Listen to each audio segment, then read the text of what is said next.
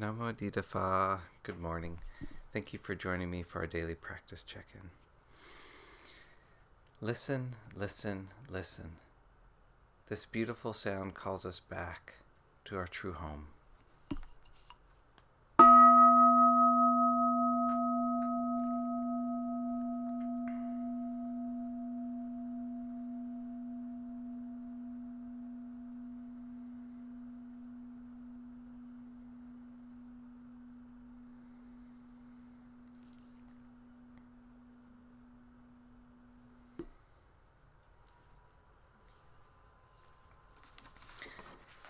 The fifth mindfulness training. Aware of the suffering caused by unmindful consumption, I vow to cultivate good health, both physical and mental, for myself, my family, and my society, by practicing mindful eating, drinking, and consuming. I will ingest only items that preserve peace, well-being, and joy in my body, in my consciousness, and in the collective body and consciousness of my family and society. I'm determined not to use alcohol or any other items that contain toxins, such as certain TV programs, magazines, books, films, and conversations. I'm aware that to damage my body or my consciousness with these poisons is to betray my ancestors, my parents, my society, and future generations. I will work to transform violence, fear, anger, and confusion in myself and in society by practicing a diet for myself and for society. I understand that a proper diet is crucial for self-transformation and the transformation of society.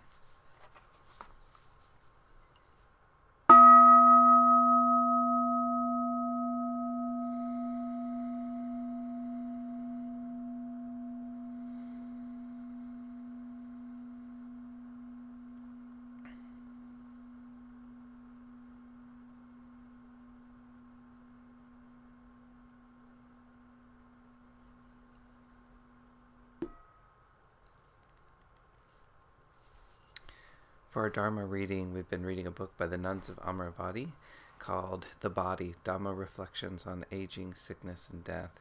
This morning we're finishing reading a Dhamma talk by Ajahn Sundara called Suffering and Its Causes. The second cause of suffering is the desire to become. I want to become a good wife or a good husband, a good partner. I want to become good. I want to become a good Buddhist.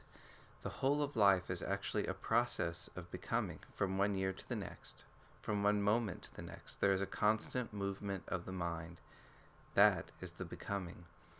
The Buddha is not saying that we need to stop becoming.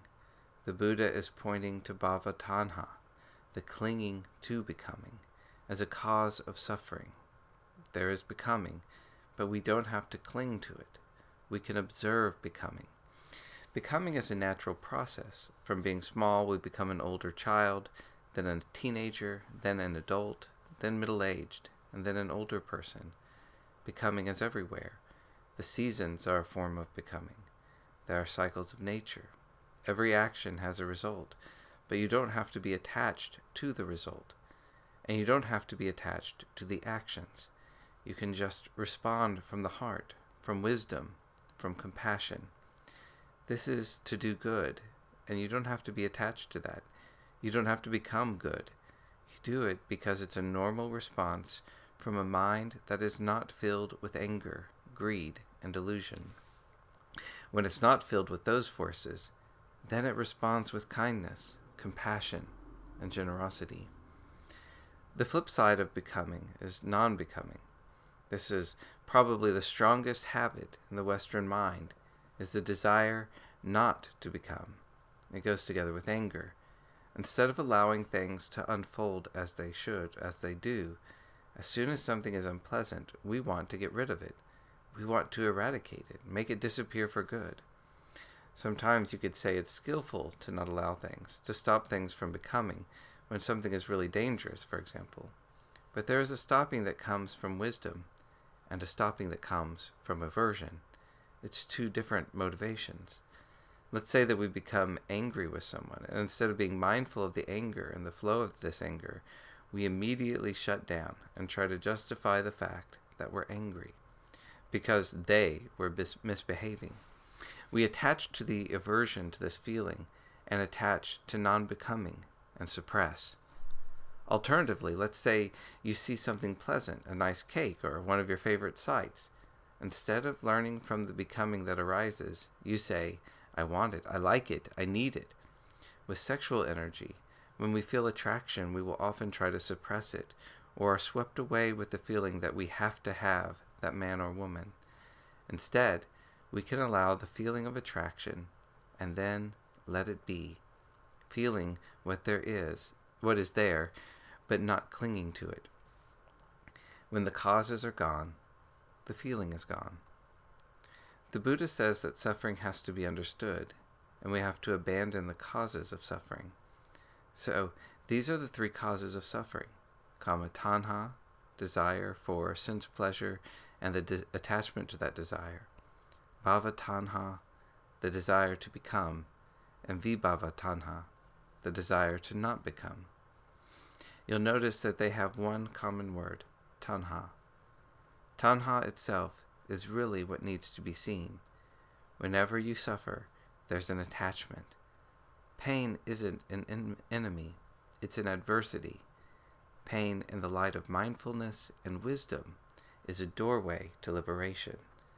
And if we really see this, then we're fearless.